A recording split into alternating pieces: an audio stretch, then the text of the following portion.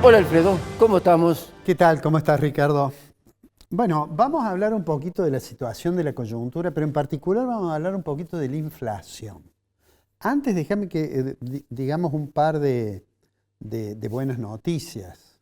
Para el gobierno una buena noticia fue el dato de inflación de la semana pasada, porque sigue afirmando de que el programa económico da resultado en el sentido de desacelerar el aumento de los precios.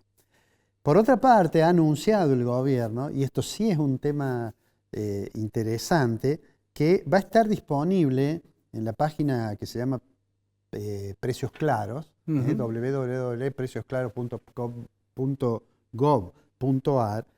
Allí los consumidores van a poder ingresar y van a poder ver los precios, 12 millones de precios, una base mucho más amplia para poder comparar. Son precios que los supermercados tienen que informar de su propio sistema al gobierno.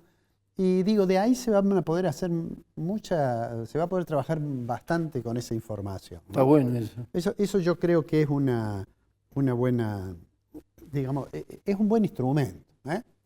Bueno, decía, la inflación aparentemente está en baja. El ministro estuvo el viernes pasado aquí en la bolsa, el ministro Caputo.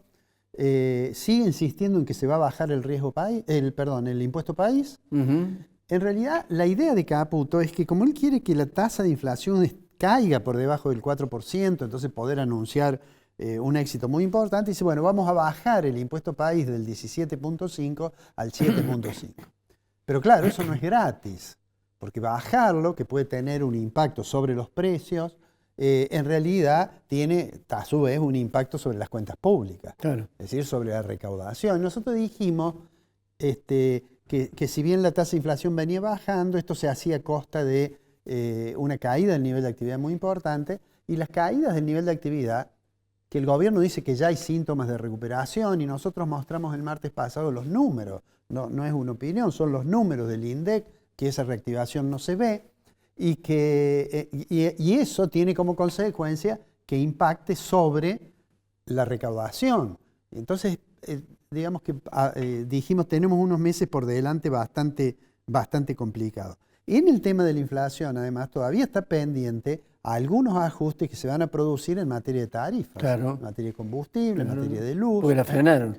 ¿Por qué? Porque la frenaron. Bueno, entonces, creo que debe haber un análisis que se debe estar haciendo en el gobierno, a ver si aquello que anunció Caputo en su momento y que reiteró el viernes, que va a bajar el impuesto país, la fecha que había dado era septiembre. Es decir, veremos si finalmente el gobierno lo hace y veremos si eso tiene consecuencias sobre el tema de la inflación. Y vamos ahora puntualmente a la cuestión de la inflación. Yo tengo la impresión de que con demasiada frecuencia se reducen los problemas de la economía, y la economía es un sistema complejo. Se hacen afirmaciones muy simplistas sobre el tema económico. Fíjate vos que yo creo que hoy está como generalizada la idea de que el único factor que explica la inflación es el hecho de que haya expansión monetaria. De hecho, lo dice el presidente. Sí. De hecho, el presidente repite una frase adjudicada a Milton Friedman, el líder de los neocuantitativistas de Chicago, que dice la inflación es siempre, en todo lugar y en todo momento, un fenómeno monetario. Y entonces yo creo que la sociedad argentina aceptó eso de esta manera. Entonces, la pregunta es ¿por qué parecería que ahora es tan simple resolver el problema con el solo hecho de contener la cantidad nominal de dinero de la economía? Eso no es nuevo, por supuesto, ¿eh? La idea de que hay una correlación alta entre el aumento de los medios de pago y el aumento de los precios es por lo menos, digamos, del siglo XVI. Cuando en los dominios españoles del Potosí se explotaban y se llevaron grandes cantidades de metales preciosos a España, hubo una gran discusión allí por entonces entre escolásticos, mercantilistas, una gran discusión que se la conoció en su momento como la revolución de los precios, porque alguien le puso ese nombre y se trató de explicar por qué aumentaban tanto los precios mirando estas cantidades tan importantes de metales preciosos que se llevan de América. Digo, se fue perfeccionando eso, ¿no es cierto? Pero en general, digamos, todo eso está visualizado. Hay una famosa ecuación que dice que si aumenta la cantidad de dinero, entonces de un lado voy a tener la cantidad de dinero y la velocidad con que ese dinero circula, y del otro lado voy a tener los precios más el volumen físico de transacciones. Si aumento el dinero, dice, bueno, van a aumentar los precios. Y yo creo que la forma en que se adopta eso en el debate público es de un simplismo notable. Pero no es la primera vez que discutimos eso. Mira, si uno dijera, ¿cómo uno podría hacer un resumen rápido, digamos, de la inflación en la Argentina? Argentina empezó a tener inflación distinta de la inflación internacional después de la Segunda Guerra Mundial. Digamos, 1945. Si uno toma 1945, 1975, 30 años, la inflación promedio medida por el índice de precios al consumidor fue 30% por año, ¿no? Una inflación alta para aquel momento, hoy casi que festejaríamos, porque con el 4 nos da 60.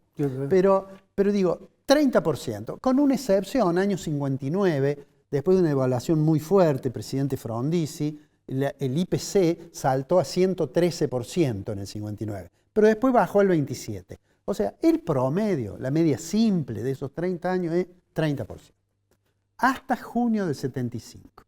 En junio del 75, tanto vos como muchos televidentes, recordamos, porque lo vivimos, porque lo hemos estudiado, por lo que fuera, presidenta de la Nación, la primera presidenta mujer de la Argentina, María Estela Martínez de Perón, conocida como Isabelita, ministro, un hombre que todos lo recordamos, Celestino Rodrigo.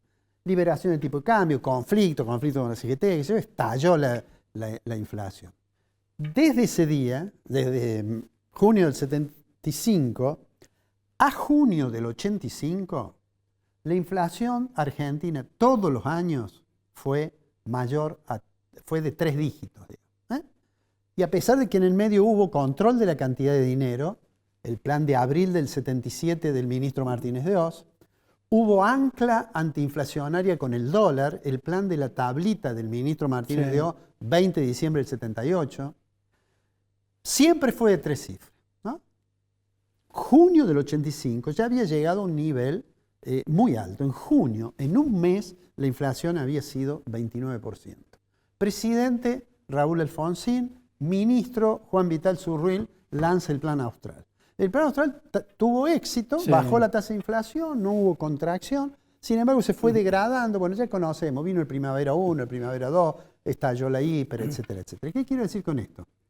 Si fuera tan simple el problema y alguien hubiera logrado resolverlo. Fíjate vos que después de la hiper, presidente, después de ese periodo, digamos, de la hiperinflación, también tuvimos momentos en que parecía que íbamos a lograr, digamos, superar estos problemas. Y vino la década de la convertibilidad, ¿no?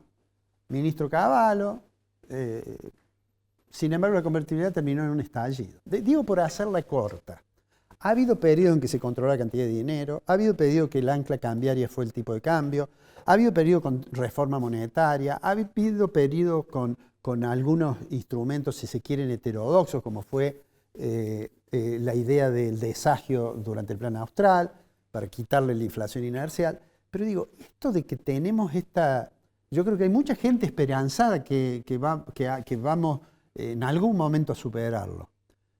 Ahora, si miramos la historia, no para predecir el futuro, la economía es muy difícil de predecir, pero por lo menos para aprender algunas cosas, diría que tendrían que ser los más optimistas, muy prudentes respecto de lo que viene.